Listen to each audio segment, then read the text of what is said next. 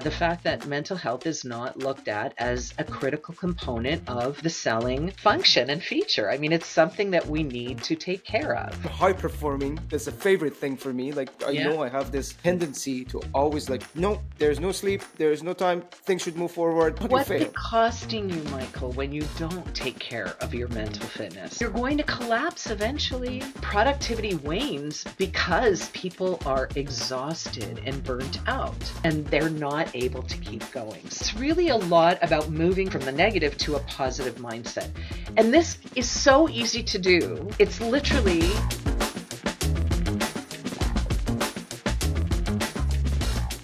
Hey folks, this is Michael Ocean. See you at SellMeThisPen.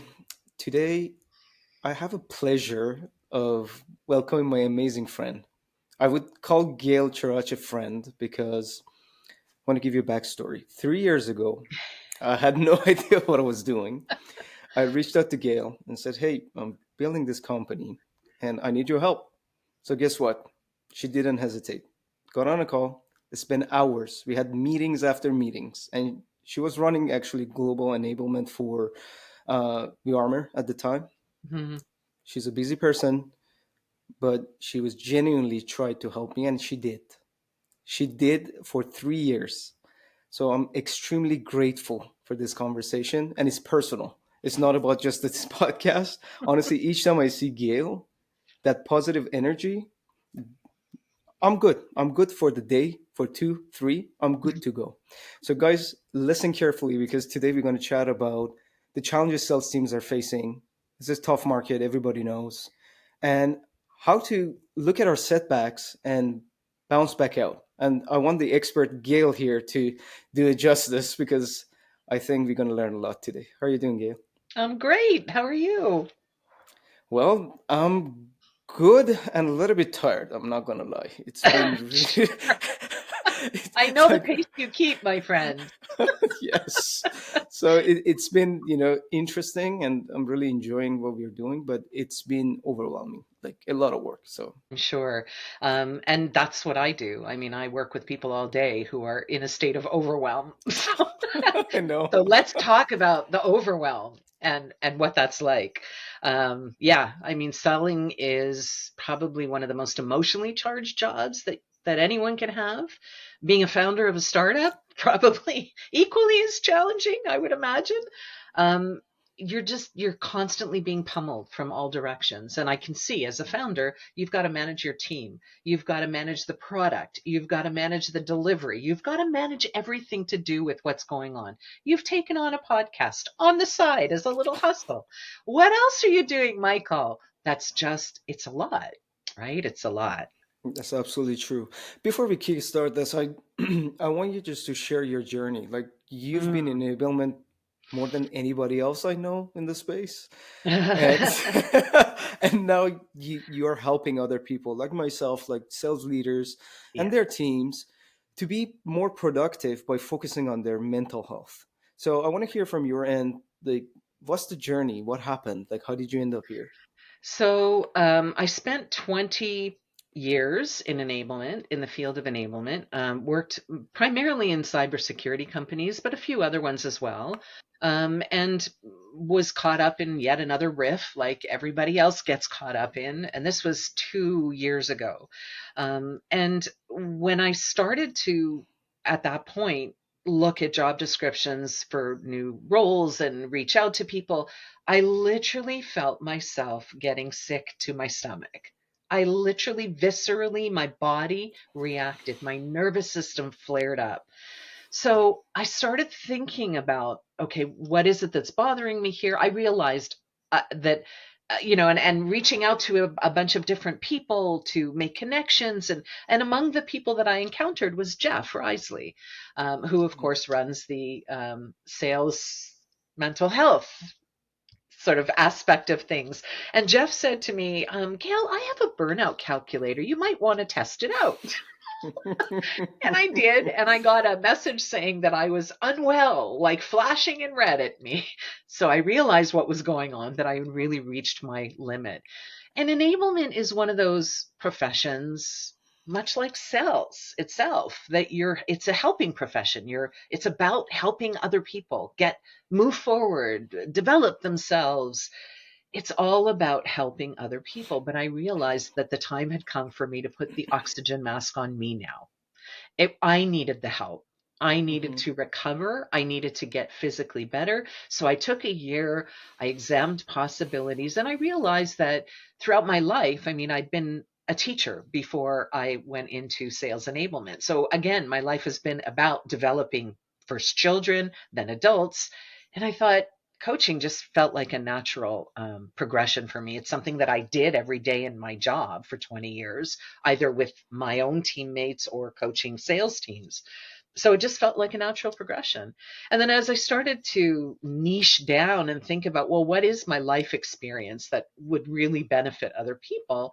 It became about resilience for me, because no matter how many times I've gotten knocked down, I've picked myself back up by the bootstraps and continued to march forward. And that was something that was just instilled in me as a kid. You keep going, you keep going, you keep going. But you can keep going in an unhealthy way. And that's what I was doing, was Hmm. continuing to move forward, but putting myself through so many paces that I was at a state of depletion, just exhaustion. And to be honest with you, Michael, I'm not sure I'm 100% recovered yet from that burnout. Um, so the thought of going back into a high powered enablement role, it just doesn't suit. And I love engaging with people, and I love what I'm doing. I love that I've chosen positive intelligence as the foundation of my program, and that it allows me to be in that upbeat, positive mindset the majority of my day, which makes everything so much better. I So love it. so that's my journey. And then on the side, I started rediscovering my joy, my passion, which was the art that you see behind you. So I, again, that was something that I put down my paintbrushes for 30 years. I didn't touch mhm, them. Well, that was part of my healing, is going back and doing the things that I love. mhm. And I I, think that's an important part of resilience. Absolutely. Like, I really love your story because, first and foremost, you always have this beginner mindset. Like, I've seen it in you. You always had this moments, and we had conversations that this happened. I know it happened. It's harsh. I'm going to move forward. Like, Yep. I've never seen you saying, like, I'm done. Like, things are Yeah. bad. And the fact that you started with yourself, that Yeah. makes things interesting. Like any other founders, like you're trying to solve your own problem first, and if it resonates with you, there might be other people who find value in what you learn in your journey, and then now you're sharing it with other people. Exactly. Exactly. So let me ask you something, Gail. There's no doubt that we need to take care of our minds. There is no doubt, like whether in sales or anywhere else, like Anywhere. whatever Yeah. you do, you need to be healthy up here so you can progress in life, you can do better. Yeah. But how do you see resilience coaching, play a key role in sales productivity? Like, is there any direct, you know, There is an impact? absolute direct correlation. There's an absolute direct correlation. So I did go look up our results collectively from Positive Intelligence. So the PQ program, the Positive Intelligence program, when done with sales teams, has shown a 14% improvement in sales revenue per sales executive. We're Wow, talking thousands of people that these results are coming out of. A 22% increase in deal size within 18 months of completing the program, and a 5% decrease in sales cycle length. that's When you crazy. think about the fact that only about, I think the statistics are less than 58% of salespeople are hitting their targets. Why? A lot of it has to do with fear, anxiety, self doubt, being discouraged, being frustrated. I mean, it's such a challenging job, because there are things within selling that are within your control, but there's so much that's outside of your control. And as humans, it's in our nature to want to control things. So when things are outside of your control, it can feel overwhelming. Like, I don't Hmm. know where to go. I don't know what to do first. I don't know. So, yeah, we see absolute results on improved relationships, not only within the client community, but with each other. Teams are better Hmm. equipped to work more effectively together. We see, we work with the three pillars really of persuasion, mindset, and productivity. And productivity wanes because people are exhausted and burnt out and they're not able to keep going. So it's really a lot about moving from the negative to a positive mindset. And this is so easy to do. It's literally, I put people through 15 minutes a day. That's all. 15 minutes. Imagine 15 minutes a day for 6 weeks. And a chief revenue officer who I just run through my program came to me and said, after 6 weeks, my challenges, my stressors, they're not gone, but I'm so much happier. That's And interesting. when you're happier, you can manage things more effectively. Exactly. And it has direct effect on your team too, to your point. Like if a CRO takes 100%. care of, his mental challenges and come back with a positive attitude to the team, we are all looking up to him, right? Like, It's not only that, Michael, there is scientific evidence to prove this. There is a phenomena called mirroring neurons. It's a fact. Why do you feel better after you speak with me? Because I'm upbeat and I'm happy. hmm That's contagious. But guess what? Being down and wallowing in self-pity, that's also contagious. hmm So a leader needs to be on top of their game because whatever you're feeling is going to scientifically impact the people that you're working with on a day-to-day basis. hmm Look, I have so many questions, and hopefully we have enough time to cover them. But just talking about the big picture, you worked in sales for a very long time. Like honestly, at least based on my tiny little experience of a decade, doing sales and working with multiple different organizations, I barely see people even talk about this. I've never heard It's anything about. mind-boggling. Mind-boggling to But me. why? I don't know. I don't know. I think, and perhaps not enough people have found the magic yet. Not enough people have recognized that this is one of the core reasons. And Jeff Risley and I talk about this often, the fact that mental health is not looked at as a critical component of the selling function and feature. I mean, it's something that we need to take care of. All of us. It doesn't matter if it's selling or any other profession. Your mental health, your mental fitness. It's like your physical fitness. I mean, if you're a gym goer and you stop going to the gym, what happens? You lose muscle mass, you get weaker, you don't have the energy and the stamina to keep going. Why would we not take the same care of our mental fitness as we do our physical fitness?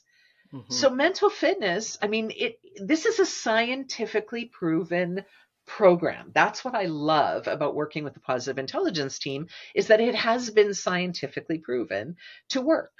Not only work, but we work on changing neural pathways, literally changing, physically changing neural pathways. So I'm going to put you through a little experiment right now. I know, because when we spoke earlier, you mentioned how exhausted you were, how much you're taking on. I don't think you got more than what, 3, 4 hours of sleep maybe yesterday, if Yeah, that. pretty much, pretty So how? much. Yeah. Give me on a scale of 1 to 10 right now. Your energy, your sort of positivity level. Where's it at? Look, I cannot lie about it. I'm positive overall. So I'm very happy and excited about what I do. But if I want to just pick a number, I would say five. I could be better. Could be better. So we're going to try something right now that's going to make you feel better. And it's going to feel silly. Awesome. It's going to absolutely I feel love silly. silly. And we're going to look Let's do it. ridiculous, but we're going to do it together, Michael, which is Let's what I do love about you is you're always willing to try something new. it. Yes, yes, So I'm what ready. we are going to do is we're going to flail our arms in the air and count to 10. And we're going to do it with the biggest smiles on our faces because we love each other. We're so happy to be together. So let's go. Ready? Let's go. Three, Let's go. 2, 1. All right. 10, 9, 8, 7, 5, 4, 3, 2, 1, 0. Right now, 1 to 10, your positivity level. 10. You're See, I'm laughing. It's contagious. Positivity is contagious. It's the getting to the positive mindset that is the biggest hurdle. But something as simple as flailing your arms for 10 seconds, when I'm in a really down place and I want self pity, we all do, right? You want to, God, I had a terrible blow. I just want to go eat chocolate ice cream. I want to be Yeah. depressed for a while. I push myself in those moments. I push myself, and it takes all of my mental fitness to do it. I go grab Taylor Swift, Shake It Off, and I literally dance for the entire Hmm. song. I know it's 3 minutes and 40 something seconds of sheer joy. And when I'm done, I've unlocked this amazing, positive sort of attitude inside of me. And what that does is quiet all the other noise. So all those noises of self-doubt and fear and anxiety and stress and frustration of all the things that are bothering me, they go away. They go Hmm. away. And I can think clearly, because what clouds my thinking most is when I let my overthinking get to me. And Hmm. overthinking is either I'm thinking about futures and I'm wondering what ifs. So if you think about it in the role of a salesperson, making that next call, but what if they hang up on me? What if they ask me a question I can't answer? What if they answer? Exactly. I'm too scared to leave a That's. voicemail. What do I say? Why did Right? you So answer? Let's hang up. exactly. I would just, my panic would set in and hang up. So there's that anxiety that goes with thinking about the future. There's the ruminating on the past, the deal that I lost, and how mad my boss got at me, and how upset the company was, and how it ended up resulting in layoffs. And I feel like that's my fault. And right? I mean, when we live in those two worlds of past and future, and we're not here in the moment, that's the overthinking that allows the mind to wander into the negative. And what I like to think about, or we collectively in positive intelligence, we think about those negative emotions like a hot stove, right? Fear, distrust, anger, frustration, stress, anxiety, guilt, shame, hot stove. Would you put your hand on a hot stove and leave it there? Hmm. Probably not. You touch the stove, realize it's hot, and lift your hand away. We Hmm. do the same thing. Those cues, that fear, if you can recognize, there's the fear, and move yourself away from it, re-target, and it's literally like a fork in the road. You've got a moment where this thing is coming down your neural pathways, and you have a choice of whether it's going to go to the negative or to the positive. And in that moment of feeling that heat of the negative emotion, if you can do something to switch it up and take yourself back to the positive, you've rewired your neural pathways. What happens then? There's so much noise from all of that left side brain fear or fight or flight activity. It's rife with all this negative emotion. It makes a lot of noise, and it doesn't allow us to access the other side of our brain, which lives in a peaceful place and Hmm. unlocks all of, like, everything that lives in the right side of your brain is your creativity, your innovation. Everything that makes you a successful founder is living in that side of your brain that is often overwhelmed with noise from the other side. Absolutely So correct. Yeah. taking your hand off the hot stove, right? Looking at those negative emotions and saying, oh, I need to be alert to those, but that's all. I need to be alert that it's coming. Now, how do I avoid it?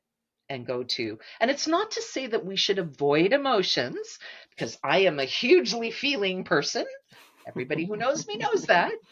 And I sit and I stew in my emotions, but it's not stewing to, it's now my approach to my emotions is one of curiosity.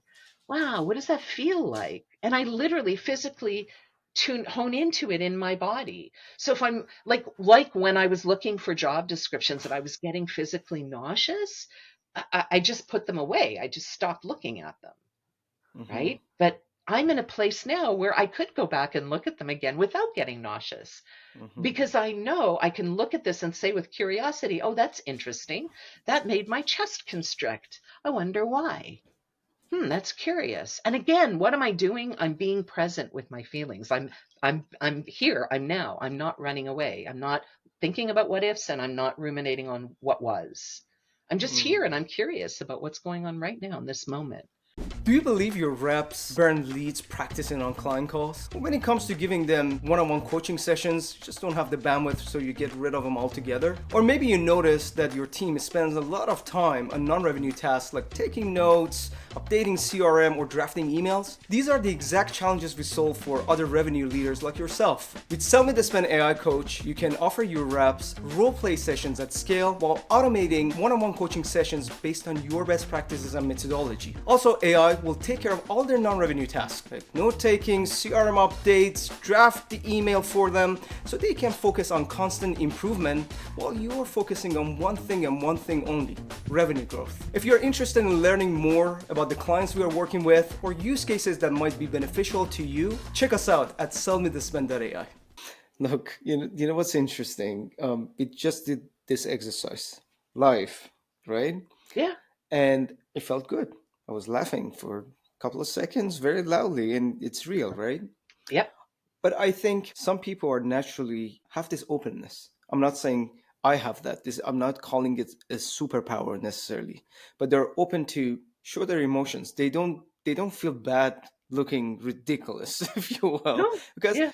because this is me. This is who I am. I want to have fun. But like overall, we know if especially if things are not good, it's really really hard to get a senior leader to jump and shake his hands like this, right? And there are different layers to as of why, Yeah. but I want to hear your thoughts, and based on your experience, what's one of the most common mental hurdles that you encounter working with senior leadership when it Mm. comes to difficult challenges, and how do you get them to actually get crazy in their own way? So, I would say, I've had people pushed to me and I've had people come to me willingly. And in both cases, it's equally as much of a pull as it is a push on my part.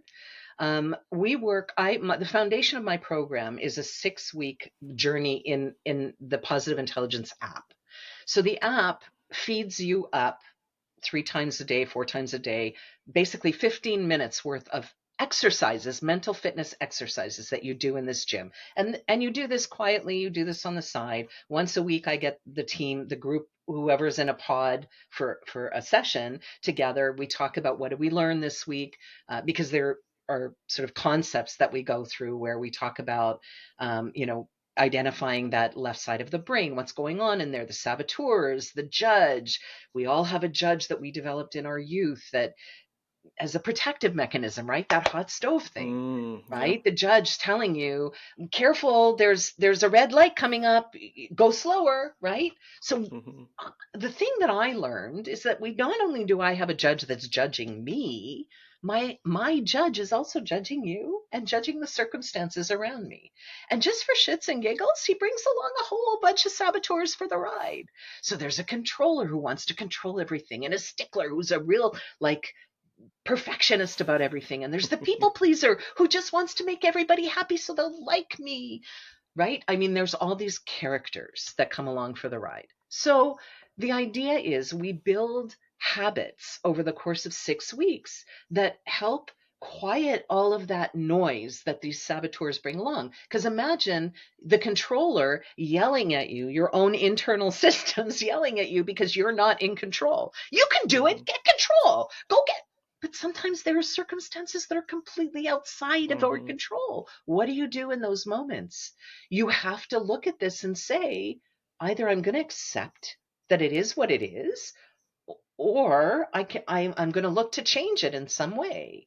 So it's building up a series of habits, daily habits, that allow you to quickly move from that negative to the positive. So what I would say I see most in sales leaders is overwhelm, much like what you're feeling right now, that there's so many moving parts, and it's not only me. I've got a whole team I have to manage. I've got a company I have to manage. I have, right? I mean, so founders and leaders in general are not only dealing with their own stuff, they're dealing with their team stuff. And it's the overwhelm, right? There's so many people coming at me, and I don't have any energy left anymore for anyone. Stop coming to me with all your problems. What ends up happening over the course of 6 weeks is that, again, I had this one chief revenue officer look at me and go, I don't get it. I still have all those same I still have my team who's unhappy. I still have my this. I still have my family who's whatever. Like, all my problems are still there. But I feel happier. And when I ask the question, and what does happier do for you?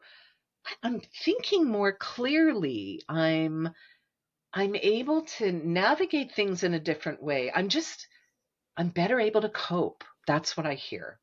So it's Hmm. about developing a series, and these are little exercises, much like you would go to the gym and lift weights. And we do the same thing, but we're doing it in a mental fitness capacity. So don't get me wrong. I mean, I'm not sitting on a call with a chief revenue officer on our very first coaching call, making him flail his arms for 10 minutes. That takes time to build that trust for somebody to want to do that with you and want to be goofy and want to be vulnerable like that, because there is vulnerability in that. So it takes time to develop that trust. But over time, again, the promise is you're going to come out of this. And the reason the chief revenue officer signed up with me was because I was working with one of his sales leaders, and he saw the Hmm. impact. And he said, I want me some of that. I want to feel Hmm. like that. I mean, he sent me a manager, a leader who was like depleted, much like in my state, my original state of 2 years ago, really, really depleted. And the difference in this gentleman in just 6 to 7 weeks was remarkable. I continued to work with him for 3 months in total, but partway through the program, his boss came to me and said, all right, I want me some of this. I love it. I love it. It's like he saw enough values just to share it with the boss. So, hey, dude, Exactly. I'm not Yeah. feeling okay. I feel better now, at I least, you feel, know? yeah, yeah. I mean, nothing has changed for you. Nothing's gone True. away. All of the problems that when we started talking 20 minutes ago, they're still there with you. And But I had a guest. I completely, agree with you. I wanted to just share this because it's so relevant to what we just did and what you just said. I had a guest yesterday, and he said 2 plus 2 plus 2 is equal to 16. And then he broke it down. I'm not going to, just go through all the details, but the point was when you get something right, even tiny, and you get another thing right, even if you screw up something, it still multiplies.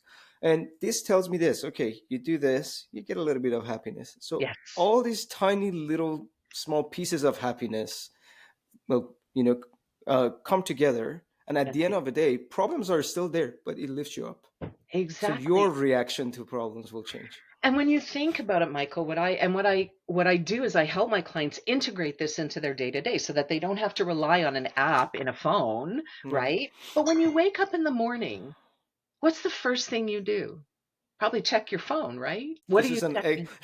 What are you checking on your phone? Like when I wake up, yes, of course, I check my phone quickly to see if there's something urgent. I cautiously know this is a bad exercise. It's like smoker. You know it's bad, but it feels good when you smoke that cigarette in the Exactly. morning, right?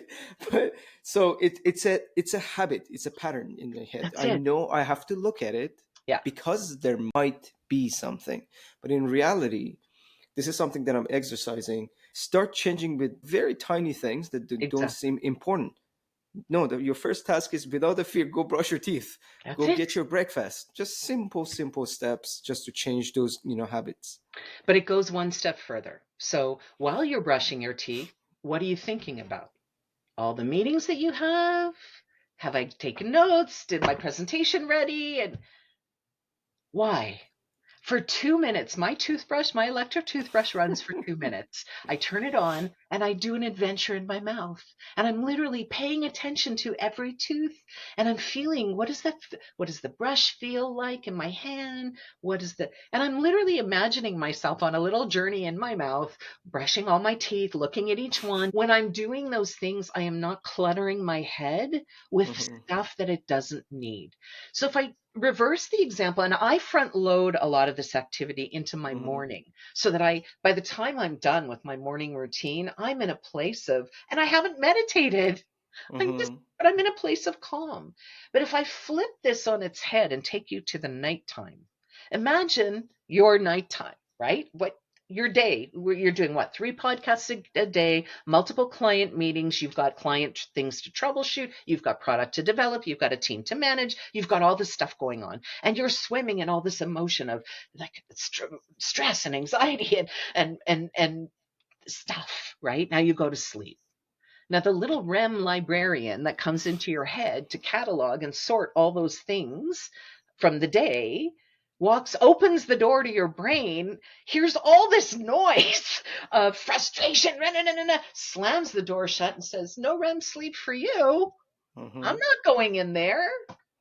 Your brain is a messy place.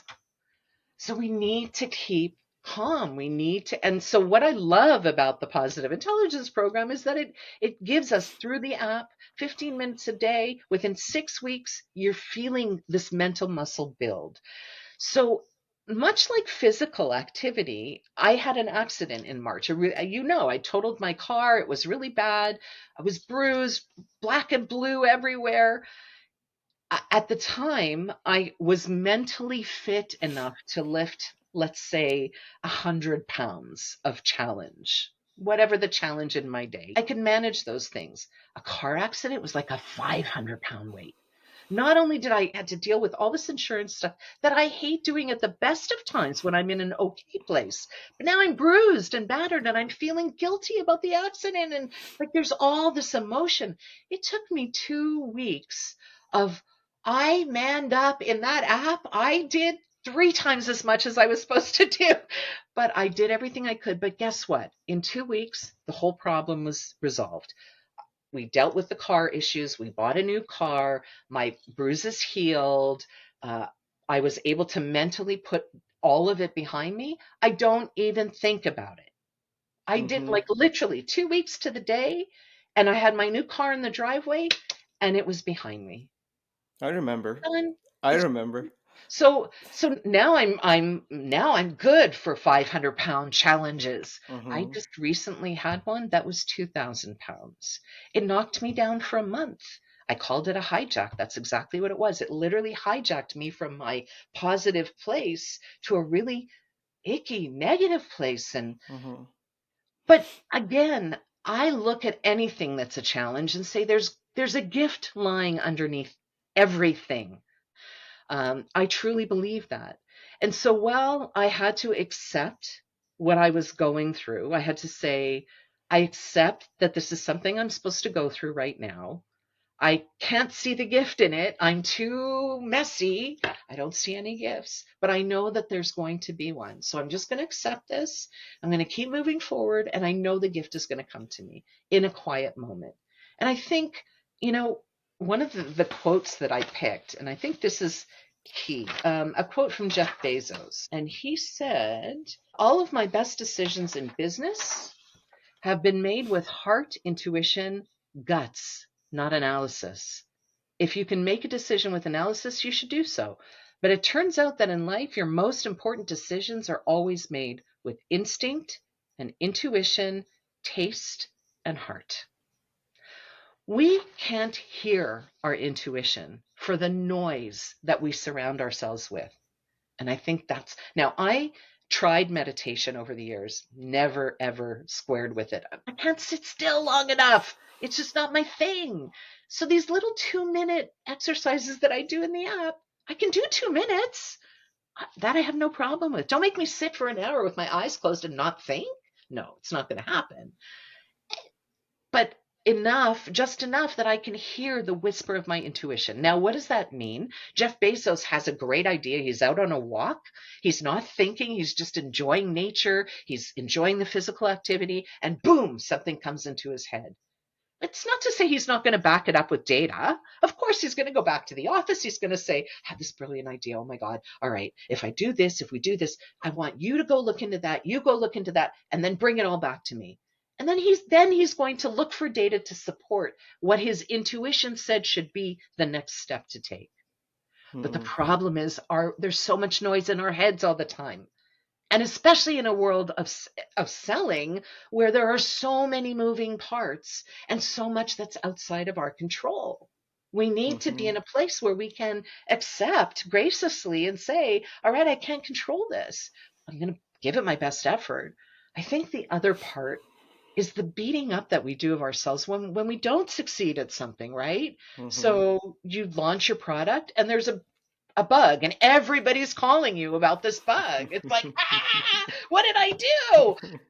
Well, you could stew in the, oh my God, this is a disaster. Or you could say, this is a gift. This is a gift. I'm going to figure out I'm going to go to the source of the bug. Not only when you go to the source of the bug, not only do you figure out where the problem is, but you find an enhancement that makes the product even better. There's Hmm. going to be a gift in everything. We just have to take the time to find it. And they don't always come right away. But again, it's as long as you can move to that positive mindset, you're going to be able to find the gifts. But it's about getting there. Look, this resonates a lot because I'm still in sales. Yes, you grow while you're doing, you make mistakes, and if you don't have this mental growth capacity, to your point, to look at things as learnings, and look, it's really easy in theory. I'm running a podcast and talking big right now. Yeah, Many times, like many days, for simple things.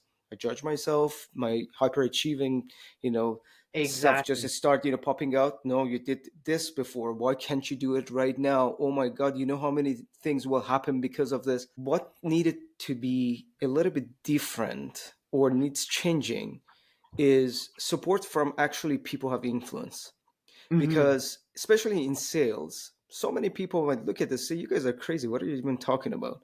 I have my data, I have my number, I got my tactical stuff to look at things and get them fixed. What then about the you heart? see then you see a lot of, like, look at reality. Let's talk reality. I don't even want to get into like all butterflies and rainbows. Let's just talk about what's happening today. Yeah, People don't hit their targets, yeah, people are depressed, churn for your talent is high, you as a leader, you're burnout, and you cannot ignore this. Like, you can say, yes, I have all the data, I have all the tools, I have, like, AI is a big thing right now. But in reality, you have to just take a step back and say, can I continue this for long term? hmm, Because the challenges are not going to go away. no, And I'm guilty of, like, again, everything I'm saying. Data driven, let's look at things, let's follow everyone, everything new that comes up. I want to learn about it, I want to implement it. But really having this belief that, look, I cannot continue doing what I'm doing, even high performing. That's a favorite thing for me. Like, I yeah, know I have this yeah, tendency to always, like, no, there's no sleep, there's no time, things should move forward. I don't care about, like, fluffy stuff. I don't want to take any yeah, any moment just to really reflect. But yeah. sometimes you have to. Like, if Because not, you what's it fail. costing you, Michael, when you don't take care of your mental fitness? What You is just it don't perform. costing you? You just don't perform You properly. don't That's it. perform and you're going to collapse eventually. I mean, you can Yeah. only go at that pace for so long before you just fall flat, Hmm. right? You're going to underperform. You're not going to be at your maximum, at your peak performance level, right? And that's what I want to get people to is a place of peak performance, not because you're physically fit and you're going to run a marathon, peak performance here, where Hmm. we've quieted enough of the noise so that you can unlock where the creativity and innovation live in you. And that calmness keeps the overwhelm, that burnout feeling at bay Hmm. when Hmm. you take care of the mental fitness. I completely agree. Let me ask you this. I really want to hear from your perspective. Look, so many people are still really analytical, really data driven, Yep, which is totally fine. absolutely. People have, different personalities. I want to get a little bit more practical, although you shared a lot of great examples. But I want to give at least a tiny gift, to people, and then talk about your program and what you've been working on, first on yourself, now with other people. So, first part, if I'm a sales leader, if I'm a sales enablement leader, if I'm a rep listening to this, what is it that I can do? Maybe tips that I can apply tomorrow, regardless of where I am in my journey, where the Hmm. pipeline might be. what can I do tomorrow to feel better? So there's a couple of things. Grounding oneself in the moment, and this is what we do in the app. We do little, we call them PQ reps. So PQ is your positivity quotient. And PQ actually covers 17 out of the 18 elements of emotional quotient, of EQ. So if you master PQ, you will also be elevating your EQ. So it's all about grounding yourself in a sensation in the moment. So for me, the first week in the program was, they'd have us for 2 minutes, sort of calm yourself, close your eyes, deep breath, whatever, and then rub your fingertips together with such attention that you can feel the ridges of. And so while you're doing these things, you're not thinking, you're listening to what they're telling you to do, and you're just here with your fingertips. And all I could think about while I'm listening to this was, my fingers are wrinkled, I need lotion. It's not working. Day 2, it was tune into a sound, listen for the farthest away sound. I'm like, I work at home. There's no sound outside. I need a hearing aid. That was day 2. Day 3 was focused on the visual. Look at something, really look at it and examine. So there was a beautiful plant in my living room that had variegated leaves, and I'm looking at it and I'm looking at all the patterns, and all I see is dust. I need a cloth. I got to wipe the dust. None of this is working. I got in my car to drive somewhere after doing this little PQ visual rep, thinking this is not working, and somebody cut me off. And Gayle road rage set in. And I looked down and my fingertips were rubbing together. I wasn't even conscious. It was just automatic. I'm like, isn't this interesting? And so I was curious. Well, if my fingertips are, do I feel better? Does the road rage go away? And it didn't magically go away. But I was not thinking about it. I wasn't focused on it. I wasn't honing in on it. I didn't let the anger of that road rage that I was feeling take me over. Instead, I focused on this. So something that you can do, literally 10 seconds of doing this will uplift you. 10 seconds of just focusing on your breath or your fingertips touching something brings you back to now, the here, the now. I can feel my hand. My hand is here and now, right? It's not a what if. It's not in the next phone call with the next client that they might answer. It's right here, right now, right now. I can feel this. So there are 3 ways to do it. And again, honing into any physical sensation will do it. Which is why I say when I do get angry or I feel a strong emotion, I get curious about where it is in my body. Well, what does that feel like? Oh, that's interesting. My chest is constricting a little. My legs feel a little tight. Again, you're not running away with the feeling. You're now coming back into the present, into the moment, into your body when you're doing that. So instead of focusing on anger and the reason you're angry, focus on where is that anger in my body and what does that feel like? That's interesting. That's curious. I love it. I love it. I appreciate you sharing. Doug, I know we're going to wrap it up. So you went through your own exercise. Like you basically implemented this program for yourself to get out of those, the hardship and dark moments. If someone wants to, learn a little bit more about the program, maybe you can share a little bit more. And if you have any gifts for our audience, if they're interested in I giving it a try. do. I came prepared for that. So my program, as I said, there's a foundation of positive intelligence. You get a license to the app for a year. So you can build and work on that mental fitness. The whole notion of the app is to build a habit. You won't become dependent necessarily on the app. The work that I do with clients is I extend beyond. We go for another couple of months working together as I work to help clients integrate this into your day-to-day so that it's not an app that I have to follow, that I know how to kind of, in the moment of getting in my car and having someone cut me off, I know what to do in that moment without stopping my car to look at my phone and figure out what to do in the app. So the program, I call it an enjoy coaching program. Just enjoy, because I love the idea that I bring people back to joy. And it's 6 weeks, like I said, in the app. I think, as a matter of fact, I just went through the beta of the new program, which is 12 weeks in total. So they build integrate right in. So my coaching program is a foundation of positive intelligence, um, with another few months of work together to help you integrate this. The results have been remarkable for every person I've put through it. Everybody has come back to say, this is transformational. Um, and I wish I'd discovered it, quite frankly, a lot earlier myself. So, my gift to your viewers is I will knock $1,000 off the program. One thing I would encourage anyone to do is go look me up on LinkedIn. I've got a little thing that says book an appointment. There'll be a link in there for you to go and do this saboteur test to see just how noisy it is inside your head. And that's the step that I would walk anyone through as a first pass is go take that test. Let's talk about what's going on. No commitment. You can spend 45 minutes with me. You don't have to sign on to my program. But if you want to explore what is this whole saboteur stuff and all this noise, I'm happy to share that. So again, there's a link on my profile, book an appointment. You'll get a link from there to do the saboteur assessment and spend 45 minutes with me debriefing on it just to understand a little bit better and then make a decision if you want to pursue or not. Amazing. Thank you very much, Gayle. Again, guys, definitely give it a shot. And if you want to chat with Gayle, she's one of the most open people, I would say. And if you want to reach out to Gayle, again, LinkedIn is there, or you can reach out to me. I'm more than happy to connect you with Gayle. She's amazing. Absolutely.